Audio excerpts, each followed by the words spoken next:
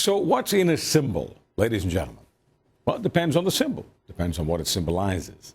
What's the symbolic value of a wedding ring?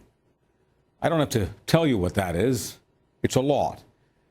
The point is, there are so many symbols that are so intimately connected with our hearts and the deepest of our convictions, with the most fundamental of our values. They require no explanation. And so if the Canadian Conservative government is spending some time and energy and money restoring some great symbols from our military past, it should require very little explanation to those of us who love our country and our proud military history. Will the critics ever get that? How could they? It's time for some Canadian common sense. For the critics, I guess it's not as easy as looking at their rings. Let's face it. For those people who want to hate on Canadian tradition and Canadian history and a Conservative government led by Stephen Harper, they cannot take the above seriously. It's impossible to please them.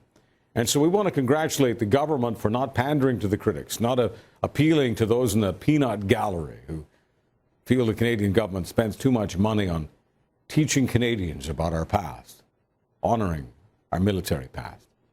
We've talked about this on the show, the importance of the War of 1812 and defining the emerging national character of the country that was about to be born north of the 49th. We now have a Royal Canadian Air Force, a Royal Canadian Navy, real links with our real past and our real heritage, and that's important. Our heritage is not a calendar. It's not something you hang on the wall or in a museum. It's a living, breathing thing. Those of us who are living can thank those who were living for the freedom that we enjoy.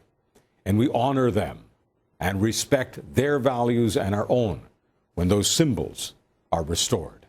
The restoration continues this summer with announcements the Canadian Army, after a very long pause, are restoring the rank and insignia system that was used in the two world wars. So that word private will be furloughed, if you will. It's leaving. Instead, we'll have the troops of ranking referred to as signaller, gunner, fusilier, rifleman, and there are others. Geography takes on a much different meaning, so the Army will restore titles like 3rd Division and 2nd Division. Critics who either aren't nuts about our heritage or just can't stand Harper, they'll have something new to target here. But what's more important to us is the strength of the military. Folks, that can't be measured simply by counting inventory of guns and bullets and bombs and tanks and planes and choppers and ships. Morale, esprit de corps, they may be difficult to define, but you know it when you see it and you feel it. And you know from talking to our vets that while they fought the good fight for the country, on a very personal, down-to-earth level, they were fighting for their fellow troops.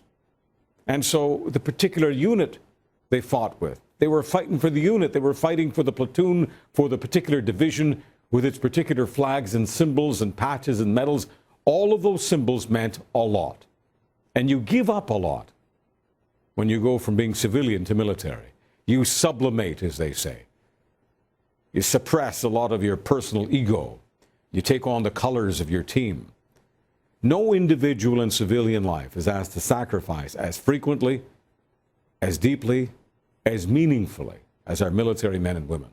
So I say, good on the government for honoring the sacrifices of the past by ensuring that the symbols of their valor are resurrected, respected, and allowed to live today, tomorrow, and the next day.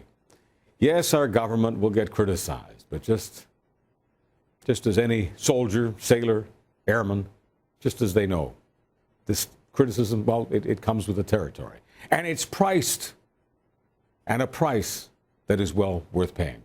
It's the price for allegiance, honor, and sacrifice. That's Canadian common sense.